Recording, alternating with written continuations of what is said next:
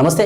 Telangana excise శాఖలో వసూళ్ల dairy బయటపడింది. నిజామాబాద్ లోని ఎక్సైజ్ శాఖకు సంబంధించినటువంటి ఒక ఉన్నతాధికారి యొక్క వసూళ్ల డైరీ బయటపడింది. ఈ వసూళ్ల డైరీలో ఎవరెవరికి మంత్లీ 2 లక్షల చొప్పుల వసూళ్లు జరుగుతున్నట్టుగా కూడా ఈ డైరీలో రకరకాల పేర్లు, అంటే కళ్ళు డిపోల నుంచి ఎంత వసూలు చేస్తా ఉన్నాం, లేకపోతే వైన్ షాపుల నుంచి, వైన్ షాపుల్లో ఇల్లీగల్ గా నడిపించేటువంటి వైన్ షాపుల నుంచి ఎన్ని లభిస్తా ఉన్నాయి, దీనికి సంబంధించి ఏ వ్యక్తి నుంచి, లేకపోతే ఏ గ్రామం నుంచి, ఏ ప్రాంతం వ్యక్తి నుంచి, అంటే ఇటు రకరకాల పేర్లు, అంటే నవీన్ అని చెప్పేసి, లేకపోతే మల్లయ్య అని చెప్పి రకరకాల షాపులలో, కళ్ళు డిపోలలో ఎవరెవరి నుంచి ఎంత సంపాదిస్తున్నాం అని చెప్పేసి 15,000, 20,000, 30,000 చొప్పున ఆ డైరీ, రహస్య డైరీలో కూడా అన్ని వసూళ్ల చిట్టా కూడా మొత్తం ఆ ఉన్నతాధికారుల యొక్క వసూళ్ల చిట్టా బయటపడడం తెలుస్తుంది. ఇప్పటికే ఈ నిజామాబాద్ ఎక్సైజ్ శాఖకు సంబంధించి అందులో కొమ్మూరి మల్లారెడ్డికి సంబంధించిన ఏసీబీ సోదాలు జరిగాయి. ఆ ఎక్సైజ్ శాఖకు సంబంధించిన ఉన్నతాధికారి కొమ్మూరి మల్లారెడ్డికి సంబంధించిన ఎక్సైజ్ శాఖలో ప్రభుత్వ మార్కెట్ లో ఉన్నటువంటి ఆస్తుల కంటే ఎక్కువగా ఆస్తులు సంపాదించాలని చెప్పి ఏసీబీ పెద్ద ఎత్తున తనిఖీలు నిర్వహించింది. అతని ఇంటిలో సోదాలు నిర్వహించింది.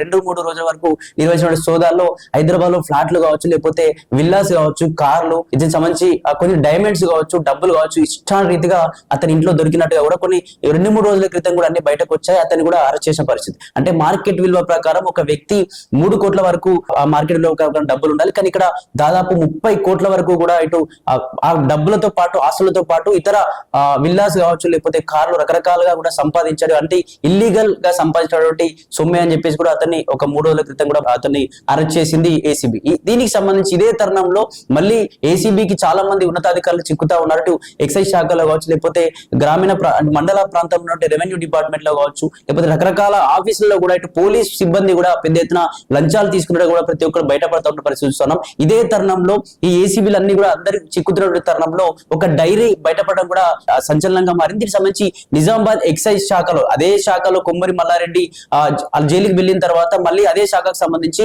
ఒక ఎస్ఐని కూడా టార్గెట్ చేశారు అంటూ కూడా ఈ రకమైన ప్రచారం జరుగుతుంది. అందులో ఆ డైరీలో ఏ కళ్ళు డిపార్ట్మెంట్ నుంచి ఎంత సంపాదిస్తా ఉన్నా, లేకపోతే కొన్ని కళ్ళు డిపోలు కావచ్చు, లేకపోతే వైన్ షాప్లు ఇల్లీగల్ గా నడిపించేటువంటి, అంటే కొందరు ఇళ్లలో మందులు కావచ్చు, బిల్లు అమ్ముతా ఉంటారు ఇల్లీగల్ గా. వైన్ షాప్ ఆల్రెడీ దగ్గరలో కొన్ని కిలోమీటర్ల మీద దగ్గరలో ఉన్నా కూడా చాలా మంది మందులు అమ్ముతా ఉంటారు. అటువంటి వాళ్ళ దగ్గర ఎంత సంపాదిస్తున్నాం అని చెప్పేసి 10,000, 15,000, 20,000 చొప్పున ఈ రకంగా వాళ్ళ దగ్గర ఎంత డబ్బులు తీసుకుంటా ఉన్నాం, తీసుకున్న వాళ్ళు ఎవరు, ఏ ప్రాంతాల్లో ఎంత తీసుకున్నాం, ఈ నెల ఎవరి దగ్గరికి వెళ్ళాలి, ఈ రోజు ఎవరి దగ్గరికి వెళ్ళాలి అంటే రకరకాల ఆ డైరీలు కూడా పేర్కొనడం తెలుస్తుంది. ఇదే డైరీ ఆ నిజామాబాద్ ఎక్సైజ్ డిపార్ట్మెంట్ లో బయటపడడం కూడా దీనికి సంబంధించి ఆ కలవరం రేపుతో సంచలనంగా మారింది. ఇప్పటికే దీనికి సంబంధించి ఏసీబీ సోదాలు జరుగుతున్న క్రమంలో పోలీస్ అధికారులు కావచ్చు, లేకపోతే ఈ ఎక్సైజ్ సంబంధించిన అధికారుల విషయంలో అయితే ఎక్కువగా ఇటువంటి జరుగుతా ఉన్నాయి. ఇటువంటి వ్యక్తులు ఎక్కువ కూడా బయటపడుతున్నట్టు తెలుస్తుంది. ఈ డైరీలో అసలు ఏముంది, ఎన్ని వసూలు సంపాదిస్తున్నారని చెప్పి ఒకసారి మీకు ఎక్స్ప్లెయిన్ చేసేటువంటి ప్రయత్నం చేస్తా. ఇది చూసుకోవచ్చు.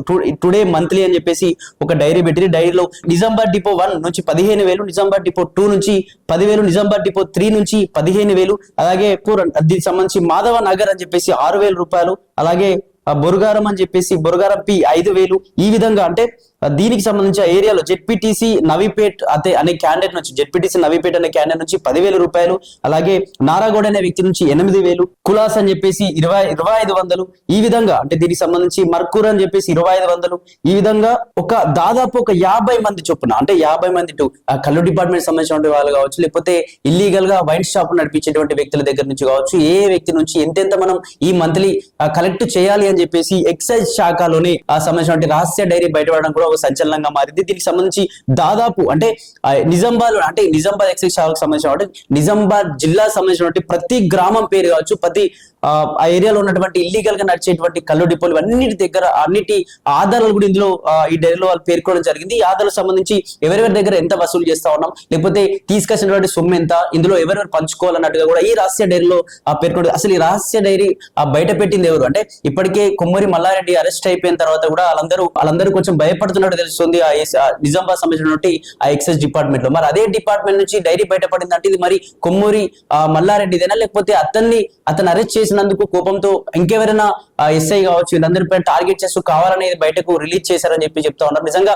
తెలంగాణ వ్యాప్తంగా ఇటువంటి ఎక్సైజ్ శాఖ ఎప్పుడైనా ఇటువంటి కల్తీ మత్తు పదార్థాలు ఇల్లీగల్ గా అమ్మితే అటువంటి వాళ్ళపైన యాక్షన్ తీసుకోవడానిక, లేకపోతే ఈ మందు బారిన పడి చాలా మంది చనిపోతారు, ఇటువంటి కొంచెం హరికట్టడానికి ఇటువంటి ఎక్సైజ్ శాఖ పనిచేయాల్సిన పరిస్థితులు ఉంటాయి. కానీ ఇదే ఎక్సైజ్ శాఖకు సంబంధించి వాళ్ళ అవినీతి తిమింగలాలుగా మారితే పరిస్థితి ఏంటి అని చెప్పేసి కూడా రాష్ట్ర వ్యాప్తంగా ప్రజలు కావచ్చు, యువత కావచ్చు పెద్ద ఎత్తున ఆగ్రహం వ్యక్తం చేసినటువంటి పరిస్థితి చూస్తాం. ఉన్నాం. నిజంగా కళ్ళు డిపోలలో ఇటువంటి కల్తీ ఉంటే ఆ కల్తీ తాగినటువంటి ప్రజలు కూడా చనిపోయేటువంటి ప్రమాదం ఉంటుంది, లేకపోతే ఆరోగ్య పరిస్థితులు క్షీణించి ఇబ్బంది పడేటువంటి పరిస్థితులు ఉంటే వాళ్ళని కాపాడాలి, ఇటువంటి తాగకూడదని చెప్పేసి నిరోధించేటువంటి ఆ శాఖనే అదే శాఖలో అవినీతి చేస్తూ, అంటే కళ్ళు కల్తీ ఉన్నా సరే మాకు మామూలు ఇస్తే సరిపోతుంది, లేకపోతే వైన్ షాపులు ఇల్లీగల్ వైన్ షాప్ దగ్గరికి వెళ్లకుండా ఇల్లీగల్ గా అమ్ముకున్నా సరే మాకు మామూలు 10,000 15,000 లేకపోతే 20,000 ఇస్తే సరిపోతుందని ఈ విధంగా రహస్య డైరీలు మెయింటైన్ చేయడం కూడా దీనికి సంబంధించి రాష్ట్ర వ్యాప్తంగా సంచలనంగా మారింది. ఇదే అంశం ఈ అంశంపై పెద్ద ఎత్తున కూడా ఆ నిజామాబాద్ ఎక్సైజ్ శాఖలో ఉన్నటువంటి అధికారులందరితో కూడా ఏసీబీ సంబంధించినటువంటి అక్కడికి వెళ్ళి అసలు ఈ రహస్య డైరీ బయటపడడానికి కారణం ఏంటి, ఈ రహస్య డైరీ ఎప్పటి నుంచి ఎన్ని సంవత్సరాలుగా ఈ రహస్య డైరీని నడుపుతా ఉన్నారు, ఆ రహస్య డైరీ ద్వారా ఎన్ని డబ్బులు వసూలు చేశారు, ఇందులో ఉన్నటువంటి ఇల్లీగల్ గా నడిచేటువంటి ఇటు మత్తు పదార్థాలు కావచ్చు కళ్ళు డిపోలు ఎంతమంది ఉన్నారు, వీళ్ళందరినీ ఎంతమందిని సీజ్ చేయాలని చెప్పేసి ఈ విధంగా అక్కడ సర్చింగ్ నడుస్తా ఉంది. నిజంగా డబ్బులు వసూలు చేస్తున్నారు, లేకపోతే నెక్స్ట్ డబ్బులు ఈ మంత్ వసూలు చేయాలని చెప్పేసి రాసుకున్నారు, అసలు ఆ డైరీ బయటపడడానికి గల కారణం ఏంటి అని చెప్పేసి ఈ విధంగా అక్కడ ఆ కేసు విచారణ కొనసాగుతోంది. నిజంగా ఇటువంటి శాఖలో ఇటువంటి చాలా తిమింగలాలు ఎక్కువైపోయారు తెలంగాణ వ్యాప్తంగా.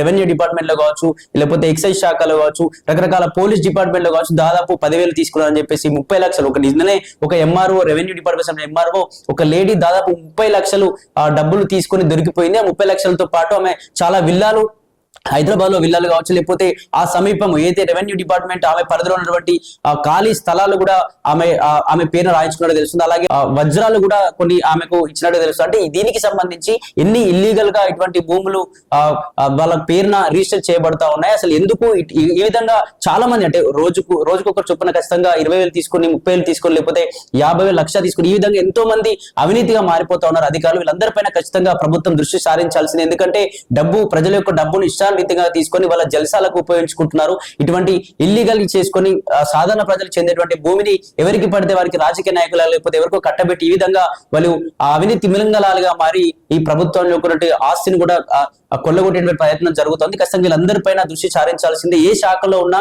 ఏ శాఖలో ఎంతమంది అవినీతి పనులు ఉన్నారు ఏంటి అని చెప్పేసి ఏసీబీ ప్రతి ఒక్కరి ఇళ్లలో సోదాలు చేయాల్సిన పరిస్థితులు ఉండి ఏదైతే ఏ శాఖలో అయితే ఎక్కువగా అటు మేనేజింగ్ జిఎం గురించి మొదలుకొని అక్కడ వర్క్ చేసేటువంటి ప్రతి సిబ్బంది పైన కూడా దీనికి సంబంధించి ఏసీబీ దృష్టి సారించాలి. ఎవరు ఎంత సంపాదిస్తున్నారు, ఎందుకంటే తెలంగాణ రాష్ట్రంలో మార్కెట్లు అంటే ఒక వ్యక్తి దగ్గర ఒక ఉన్నతాధికారి దగ్గర దాదాపు 3 లక్షల పైగా సొమ్ము ఉండాలి, కానీ ఇక్కడ 3 కోట్ల వరకు సొమ్ము ఉండాలి, కానీ ఇక్కడ దాదాపు 30 కోట్ల వరకు సొమ్ము వసూలు చేస్తా ఉండు. అన్ని ఫ్లాట్లు ఎక్కడి నుంచి వస్తా ఉన్నాయి, అన్ని భూములు ఈ విధంగా సంపాదిస్తా ఉండు, ఎక్కడి నుంచి వస్తా ఉంది సొమ్ము. దాదాపు అతనికి శాలరీస్ 2 లక్షలు 3 లక్షల చొప్పున ఉంటుంది, కానీ నెల ఇన్ని లక్షలు ఇన్ని కోట్లు ఎక్కడి నుంచి సంపాదించగలుగుతా ఉన్నాడు. అది ఇచ్చేది ఎవరు, ఇస్తున్నటువంటి వ్యక్తులు ఎవరైనా నాయకులు ఉన్నారా, లేకపోతే బడా లీడర్లు ఉన్నారా, ఎక్కడి నుంచి వస్తా ఉంది, ఏమైనా అవినీతికి సంబంధించి అంటే ఇల్లీగల్ గా ఇటువంటి భూములు కావచ్చు రిజిస్ట్రేషన్ చేయబడతా ఉన్నాయా, లేకపోతే మత్తు పదార్థాలు ఏమైనా జరుగుతుందా తెలంగాణలో అని చెప్పేసి ఈ విధంగా ప్రభుత్వంగా దృష్టి సారించి ఖచ్చితంగా వాళ్ళందరినీ కూడా పట్టుకొని ఆ తెలంగాణలో ఇటువంటి అవినీతి తిమింగలాలు లేకుండా చేయాలని చెప్పేసి చాలా మంది కూడా వేడుకుంటా ఉన్నారు. చూడాలి అసలు ఈ డైరీ బయట పెట్టింది ఎవరు, ఈ డైరీ తర్వాత ఇంకా ఇటువంటి శాఖలు ఇటువంటి డైరీలు ఉన్నాయా, అసలు ఏం జరుగుతుంది తెలంగాణలో అని చెప్పేసి ఆ పూర్తి విషయాలు తెలియాల్సి ఉంది.